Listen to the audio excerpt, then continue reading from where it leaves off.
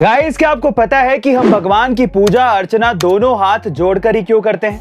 किसी और मुद्रा में क्यों नहीं करते?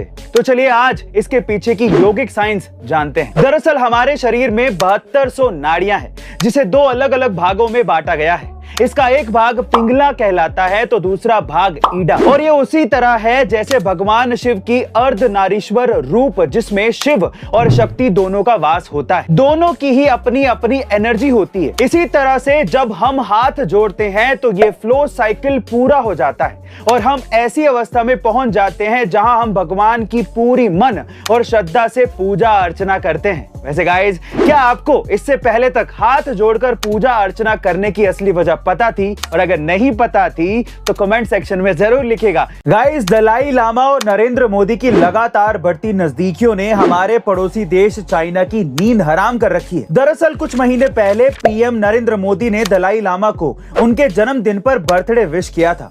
तब चाइना की सरकार और मीडिया दोनों ही घबरा गई थी कि कहीं इंडिया दलाई लामा के साथ मिलकर तिब्बत के लिए कोई बड़ा प्लान तैयार तो नहीं कर रहा। इसलिए चाइना ने ऑफिशियली इंडिया और दलाई लामा दोनों को ही धमकी दे दी, जिसके बाद उसे लगा कि अब इंडिया और दलाई लामा फिर दोबारा नहीं मिलेंगे। लेकिन इंडिया ने इसके उलट चाइना की गीदड़ धमकियों को नजरअंदाज करके दलाई लामा को गांधी मंडेला अवार्ड देने की घोषणा कर दी।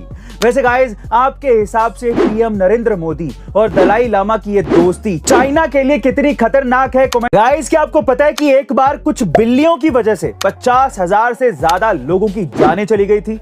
जी हाँ गाइस, ये बात है 6ठी शताब्दी की, जब पर्सिया और इजिप्ट के बीच में एक बड़ा युद्ध होने वाला था। और तब युद्ध से पहले पर्सिया के राजा कैम्बाइसिस सेकंड ने इजिप्शियन लोगों की संस्कृति के बारे में बहुत बारीकी से पढ़ा था और उन्हें यह मालूम था कि इजिप्ट के लोग बिल्लियों को अपनी देवी के रूप में पूजते हैं, यानी कि बिल्लियों से उनकी धार्मिक भावनाएं जुड़ी हैं। इजिप्ट के लोग ये भी मानते थे कि बिल्लियों के मारे जाने पर कई आपदाएं आ सकती हैं।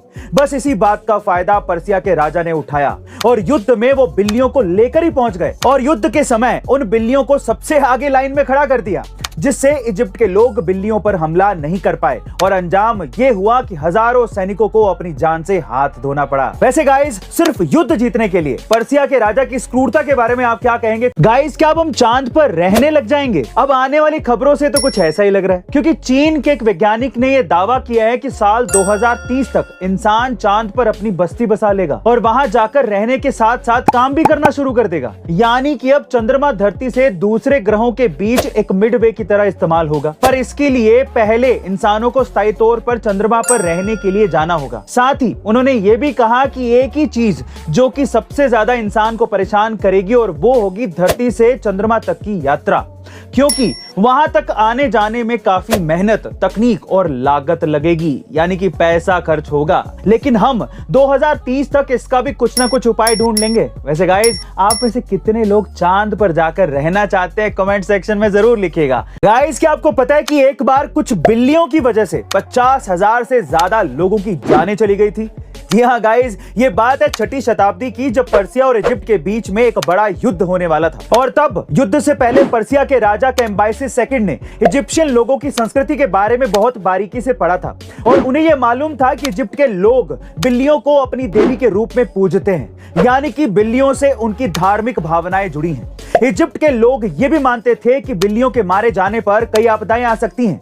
बस इसी बात का फायदा पर्सिया के राजा ने उठाया और युद्ध में वो बिल्लियों को लेकर ही पहुंच गए और युद्ध के समय उन बिल्लियों को सबसे आगे लाइन में खड़ा कर दिया, जिससे इजिप्ट के लोग बिल्लियों पर हमला नहीं कर पाए और अंजाम ये हुआ कि हजारों सैनिकों को अपनी जान से हाथ धोना पड़ा। वैसे गाइस, सिर्फ युद्ध जीतने के लिए पर्सिया के राजा की क्रूरता के बारे में आप क्या कहेंगे?